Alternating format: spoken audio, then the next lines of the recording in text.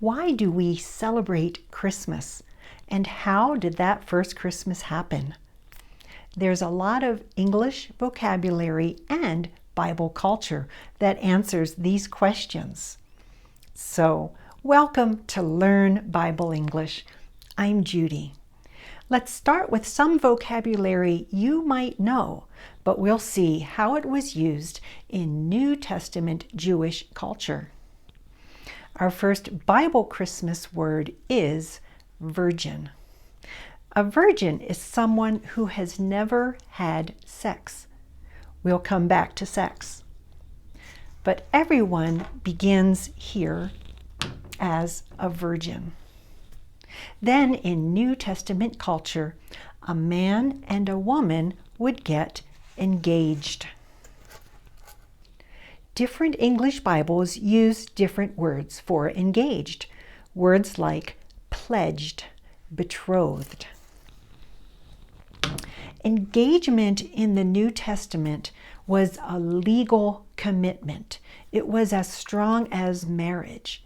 If a couple wanted to break their engagement, it was called divorce because the relationship had to be legally ended.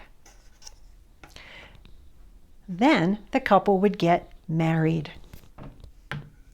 The Bible also calls this to take someone as your wife or as your husband.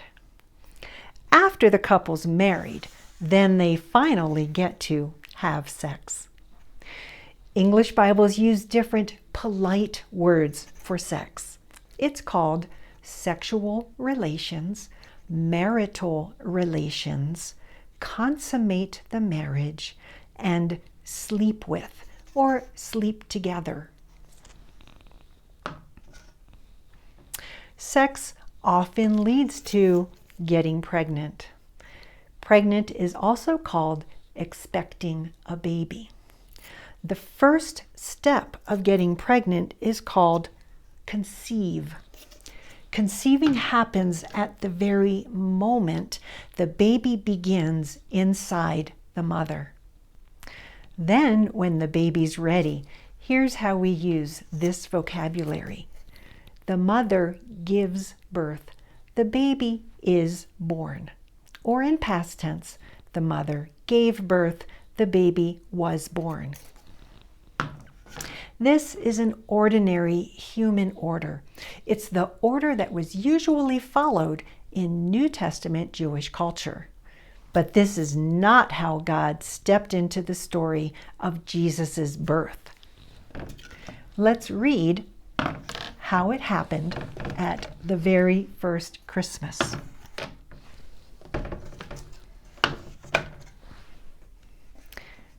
We'll read it from the Gospel of Matthew, chapter 1, verses 18 to 25, from the New Living Translation.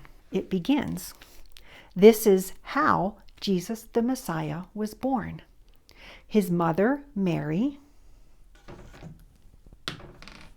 was engaged to be married to Joseph.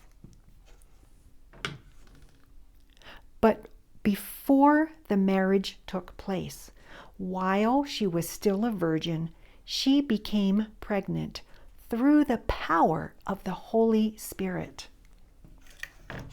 The Holy Spirit is God's Spirit. Joseph, to whom she was engaged, was a righteous man and did not want to disgrace her publicly.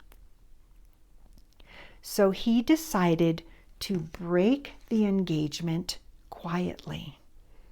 As he considered this, an angel of the Lord appeared to him in a dream.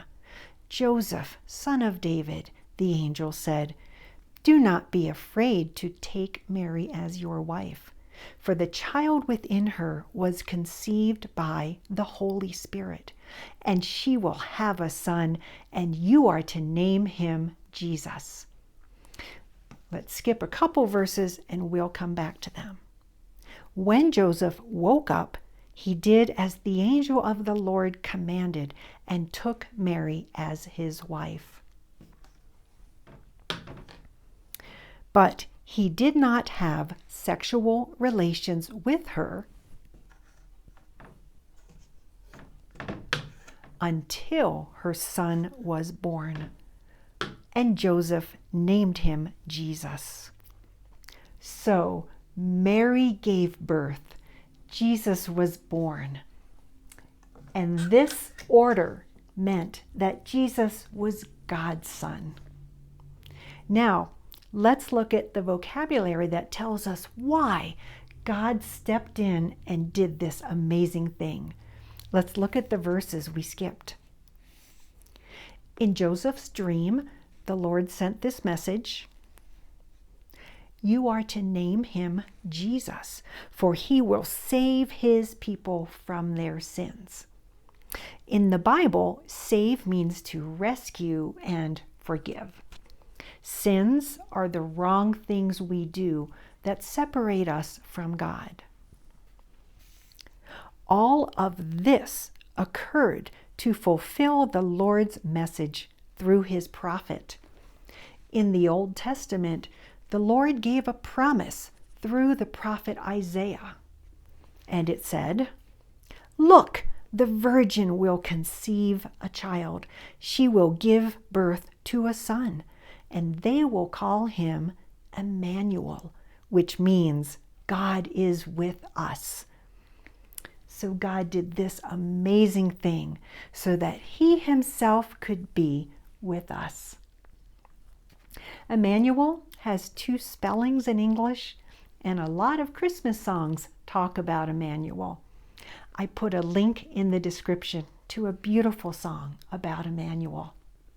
Now, we just read the short story of Jesus' birth from Matthew. You can read the long story from Luke chapters 1 and 2. You'll also hear part of it in a Nature Bible reading.